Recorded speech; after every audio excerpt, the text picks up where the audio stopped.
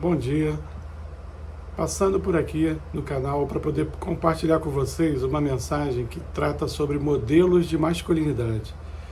E eu queria começar lendo Provérbios 27, que diz o seguinte: um homem justo leva uma vida íntegra, como são felizes os seus filhos. E eu queria compartilhar também um provérbio oriental que diz, muito conhecido, que diz o seguinte: homens fortes criam tempos fáceis, e tempos fáceis geram homens fracos. Mas homens fracos criam tempos difíceis, e tempos difíceis geram homens fortes. Esse provérbio parece que ele trata assim, que o mundo ele vive um ciclo, né? E a impressão que eu tenho, se esse provérbio for verdadeiro, se ele for real, né, é que nós vivemos hoje um tempo de baixo, um tempo onde nós estamos vivendo tempos difíceis, porque tem faltado na nossa sociedade realmente homens fortes. Tá?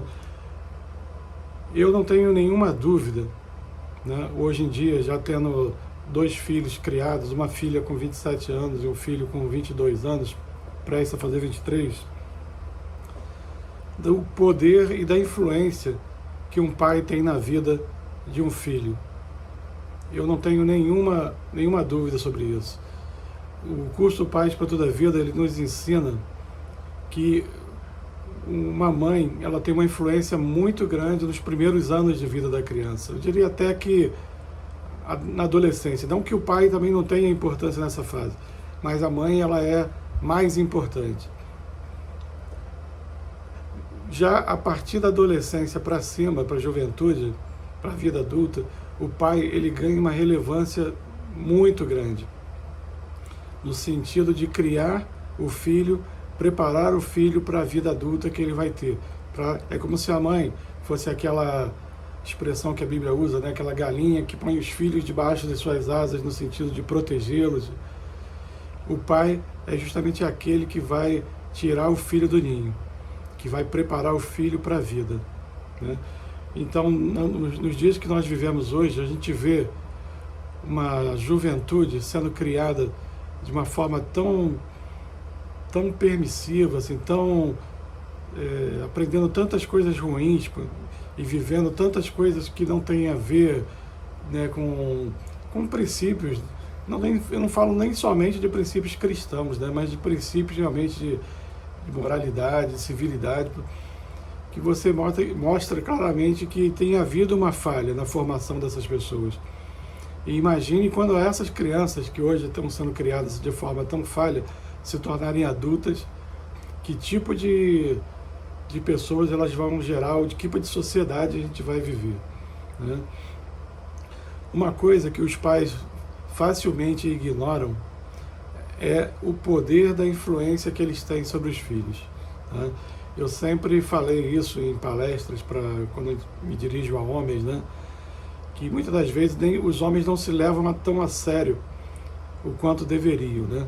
O quanto eles precisavam entender, o quanto eles são importantes. Eu me lembro de várias situações que eu vivi na minha infância, algumas tristes, de coisas que meu pai me disse, ou coisas que marcaram a minha vida, porque um filho olha para o pai e para a mãe como sendo a verdade, né? As pessoas que mais os amam, as pessoas que Deus colocou ali na vida deles para os protegerem. E quando um pai ou uma mãe se dirige para o filho de forma pejorativa, falando coisas ruins a respeito dela, ela tem uma forte tendência a acreditar. Quando o pai fala mal de alguém, provavelmente o filho vai endossar aquilo como uma verdade também. Ele não tem essa capacidade de discernimento, de fazer filtros. Então, assim, a gente tem que tomar muito cuidado. E ninguém, acho que, questionaria se eu dissesse aqui que os pais precisam ser bons exemplos dos seus filhos, né? E precisam também entender esse perigo de se tornar uma referência. Hoje eu tenho um filho de 22 anos, já cursando já o 5º período de medicina, ou seja, daqui a 3 anos e meio, ele já deve estar se formando e alçando voo. Então, hoje eu vejo assim a proximidade que eu tenho dele, assim, o quanto ele também se aproxima de mim, para tentar aprender aquilo que ele precisa, o como hoje, já iniciando a vida adulta, o como ele tenta se espelhar em mim também para poder dar os seus primeiros passos. E eu vejo na minha filha, né, o quanto assim eu fui uma influência e sou ainda uma influência para ela do tipo de homem com quem ela quer se relacionar no futuro, né, com quem ela quer se casar, tanto de bom quanto de ruim. Né? Aquilo que ela vê em mim, possivelmente que ela não gosta, ela vai tentar repelir, e aquilo que ela vê que é bom, ela vai tentar buscar em outra pessoa. É assim que é a vida, né? Uma coisa que eu aprendi na minha carreira profissional é que é muito fácil você enganar para cima ou para baixo, mas para quem está perto de você, para quem está do teu lado, não tem como. E com os filhos e com a esposa não é diferente, né? Eles vêm, eles te conhecem, estão ali lado a lado, né? Então, eles percebem tudo que você faz, eles estão prestando atenção em tudo que você faz. Você pode até não estar falando, mas a forma como você age, como você lida com as coisas ou com as pessoas, acabam marcando eles. E a gente acaba deixando neles bons exemplos e maus exemplos. Exemplos ruins que muitas das vezes a gente deixa com os filhos, né? Na forma, por exemplo, de resolver conflitos. Como é que você resolve o conflito? Somente com briga, gritando, impondo sua autoridade, com violência, com grosseria? Como é que você lida com as pessoas que estão perto de você, com seus vizinhos ou no trabalho? Você é uma pessoa honesta, você é gentil, você só é gentil para fora, para dentro de casa você age diferente. Como é que você se posiciona em relação às pessoas, né? Como é que você se posiciona em relação ao trabalho? Você é preguiçoso, você é uma pessoa trabalhadora, você é uma pessoa participativa dentro de casa, você ajuda a sua mulher, você trata bem a sua esposa. Que tipo de modelo de marido você está ensinando também para os seus filhos, né? É importante você entender isso. Como é que você lida, por exemplo, com a questão da palavra? Você é uma pessoa vulgar, você é manipuladora, né? Você é egoísta, você acha que o mundo gira somente em torno de você. Todos esses são exemplos ruins de paternidade que às vezes sem querer a gente acaba passando para os filhos. Vou citar, por exemplo, alguns exemplos bons que a gente precisa passar para criar filhos bons para o futuro. Uma coisa que eu aprendo com a Bíblia, né, que nós somos mordomos dos nossos filhos. Por mais que a Bíblia também fale que nossos filhos são herança, né, que Deus nos deu, eu entendo também que nós temos um papel, né, como um mordomo. Eu me lembro muito daquela parábola dos talentos, né, que Deus dá e alguns você enterra. Eu vejo que com os filhos é assim também. Deus me deu 2 talentos, agora me cabe, né, 2 talentos que além de ser meu filho, também são filhos de Deus. Deus colocou neles propósitos, colocou neles habilidades, e cabe a mim também regar esses talentos que Deus me deu, para que eles possam fluir nos propósitos que Deus tem para eles, tanto na vida ministerial, como também na vida profissional, na vida pessoal, que eles sejam hábeis, né, em escolher a pessoa que vai ficar com eles pelo resto da vida. Então tudo isso faz parte de algo que eu creio assim, né? Eu devo isso a Deus, eu devo a Deus entregá-los muito melhor do que eu recebi, né? Eu entregá-los realmente para a vida, para que eles venham a ser bênção na vida de outras pessoas, para que eles sejam bons profissionais, que eles sejam uma influência positiva para a sociedade. Eu vejo a coisa dessa forma, tá? Exemplos bons de paternidade que a gente precisa, que a gente pode fazer, né, para influenciar bem os nossos filhos. Estabelecer alvos, né? Você tem um projeto de vida, você possui coragem para tomar decisões, coragem para não desistir também dos seus objetivos, para que eles também se espelhem em você e vejam e tenham coragem também, quando chegar a vez deles, de não desistir facilmente daquilo que eles almejam fazer, nem desistir diante das dificuldades.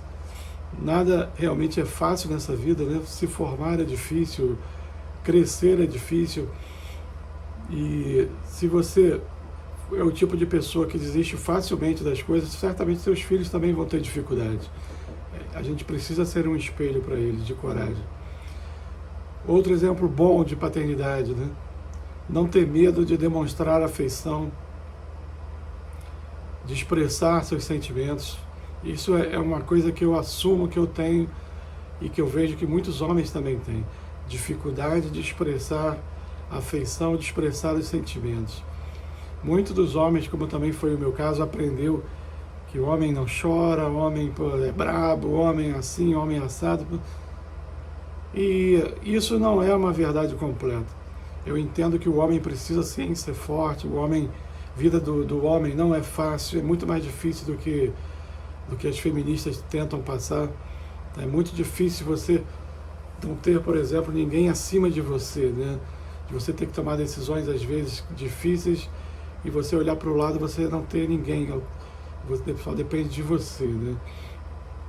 Mas você também precisa, né? Como eu aprendi isso ao longo da vida, sobre a necessidade de abrir o teu coração às vezes para que as pessoas possam te entender e também te ajudar, né? De você poder expressar aquilo que você está sentindo para que as pessoas saibam. Às vezes você age com grosseria, você está passando por um momento difícil e você age de uma forma ruim para a família, quando na verdade você também está sofrendo e você também precisa de apoio. Então você expressar esse sentimento, você expressar o que você está sentindo, é importante para que as pessoas possam te ajudar e te entender, né? Abraçar seus filhos, chorar quando você está triste, admitir seus erros, isso é extremamente importante, tá? Você ter capacidade de admitir seus erros. Eu recentemente tive uma briga muito feia com o Tiago, e nessa briga eu nem acho que eu estivesse errado em brigar com ele, não estava errado em discipliná-lo, porque o que ele fez foi uma coisa grave e me chateou muito.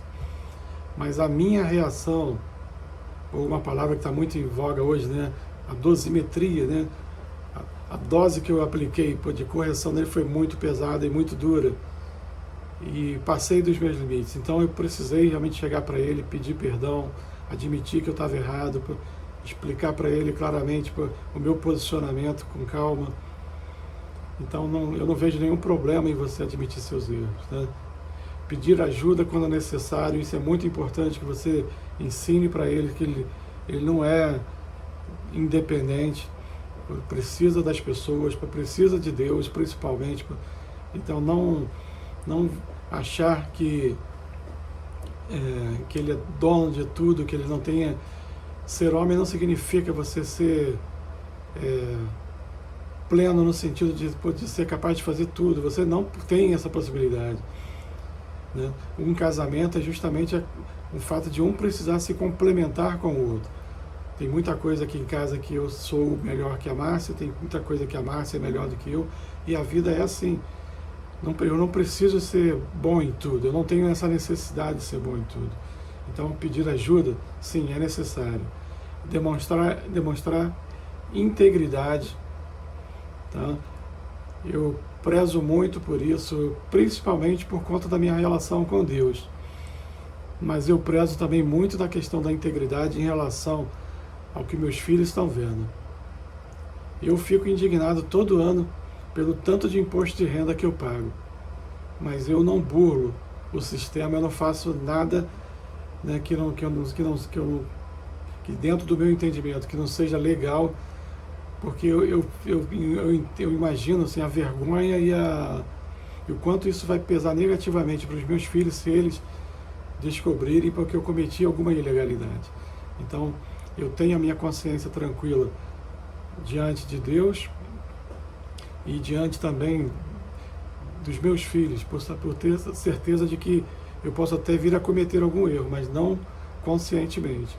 Na minha consciência eu tenho certeza que tudo que eu faço tende a ser legal, porque eu quero demonstrar para eles realmente a questão da necessidade de você ser íntegro, né? Ser bom e honesto, possuir discernimento, decidido, determinado, saber para onde está indo, confiar em si mesmo. Eu sempre falo para os meus filhos o seguinte: tomem sempre uma decisão, mesmo que errada, mas não deixem de tomar uma decisão, pô. Mesmo que você se arrependa e você tenha que corrigir depois. Mas se você foi colocado numa situação que você tenha que tomar uma decisão, faça. Com as informações que vocês tenham na hora, escolha. Né? E isso vai da coisa mais básica, né? Você está num restaurante e vai pedir uma comida. Estou na dúvida. Você já teve teu tempo para pensar? Toma uma decisão. Não fica ali enrolando, não. Vai. E eu comecei a treiná-los desde cedo com pequenas decisões bobas como essa que eu estou lhe falando. Mas estimulem seus filhos a decidirem, a serem confiantes, a tomar decisões, a confiar em si mesmo e a confiar em Deus também. Incentivar seus filhos a ter suas próprias experiências com Deus é determinante, né? Não ter medo de assumir a liderança, mesmo quando ela é difícil, permanecendo firmes em seus propósitos. Essas atitudes, elas tendem a inspirar seus filhos e gerar neles uma admiração por você. Tá? Nós não somos, nós como seres humanos, não somos perfeitos, mas para os nossos filhos, eles tendem a nos ver como heróis, e a gente precisa mostrar para eles, não que nós somos perfeitos, né? Não é assim que eu vejo, pelo menos, tá? Mas que nós nos esforçamos para fazer o melhor, para ser o melhor que nós pudermos ser, tá? Eu vivi muitas experiências boas e ruins com meu pai, né? Eu vivo assim na corda bamba às vezes, entre o medo de falar alguma coisa ruim dele, desonrá-lo, mas também com a necessidade que tem, às vezes, de você, contando uma experiência, você edificar a vida de outras pessoas, né? O meu pai, que eu perdi recentemente, de quem, diga-se passagem, sinto muita falta, eu não mudaria. Se eu pudesse pedir a Deus assim, alguma coisa, assim, eu quero de novo, gostaria de novo, se minha vida estivesse reiniciando, eu queria ter os mesmos pais que eu tive. Mas ele não foi perfeito. Uma das coisas que meu pai vacilou comigo, assim, muito, meu pai, ele tinha muito medo, né, de ter filho com determinadas características, né? Então ele, por exemplo, ele não me beijava, ele não era carinhoso comigo na minha infância, ele não tinha palavras gentis, ele quase, na verdade, nem tinha contato comigo. Então, quando o meu pai, ele me beijou no rosto a primeira vez, eu já tinha 15 anos de idade. Então, assim, essa falta do meu pai na minha infância gerou em mim um afastamento dele, que só veio a acontecer já dos meus 18 anos para frente, né? Foi o período que de fato a gente começou a se tornar amigos e a nossa relação mudou drasticamente, né? Para melhor, graças a Deus, né? Mas quando eu tive um filho, quando o Tiago nasceu, a primeira vez que botaram ele no meu colo, assim, eu tive medo de beijá-lo. É curioso, né? Como a gente às vezes acha que você está imune à tua criação, mas você não está, né? E quando o meu Tiago veio para o meu colo, eu tive medo de beijá-lo. E a primeira coisa que eu fiz foi forçar minha natureza e falar assim, não, eu vou quebrar essa maldição, eu quero que a minha relação com meu filho seja diferente. E assim eu fiz.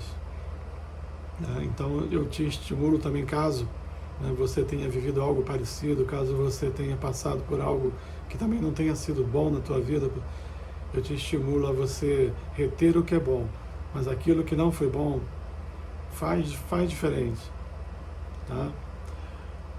É basicamente isso que eu queria. Teria muito mais coisa para falar com vocês, mas o vídeo já está muito longo, vou parar por aqui, tá bom? Eu espero que de alguma forma isso te ajude, isso te abençoe, e se foi útil para você, avalie a possibilidade de compartilhar isso com outras pessoas, tá bom? Fiquem com Deus e até o próximo vídeo.